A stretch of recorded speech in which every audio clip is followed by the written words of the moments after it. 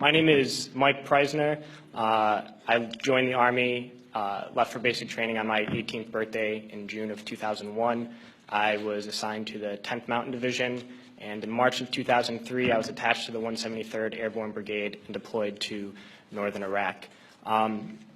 So when I first joined the Army, we were told that racism no longer existed in the military. A legacy of inequality and discrimination was suddenly washed away by something called the Equal Opportunity Program. We would sit through mandatory classes, and every unit had this EO representative to ensure that no elements of racism could resurface.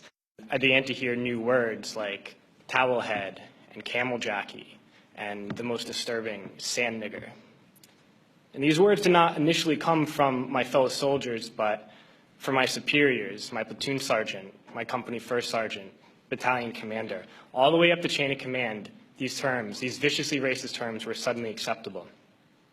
And I noticed that the most overt racism came from veterans of the first Gulf War. And those were the words they used when they were incinerating civilian convoys.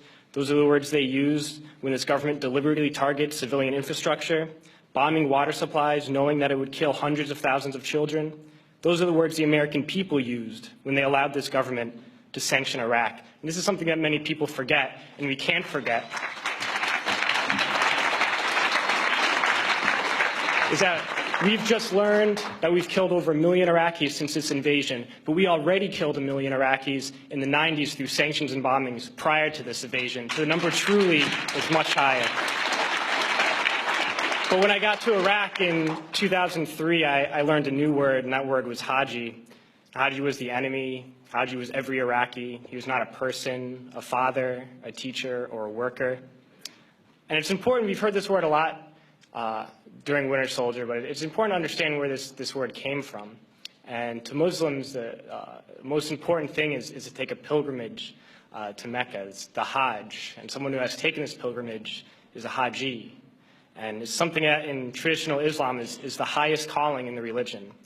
So we took the best thing for a Muslim and made it into the worst thing. But history did not start with us. And since the creation of this country, racism has been used to justify expansion and oppression. The Native Americans were called savages. The Africans were called all sorts of things to excuse slavery. And Vietnam veterans know of the multitude of words used to justify that imperialist war.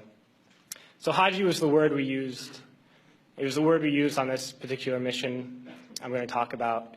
And we've heard a lot about different raids and kicking down the doors of people's houses and ransacking their houses.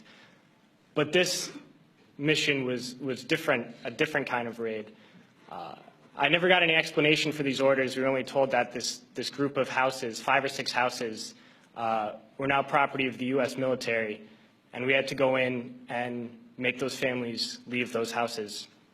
So we went to these houses and informed the families that those homes were no longer their homes.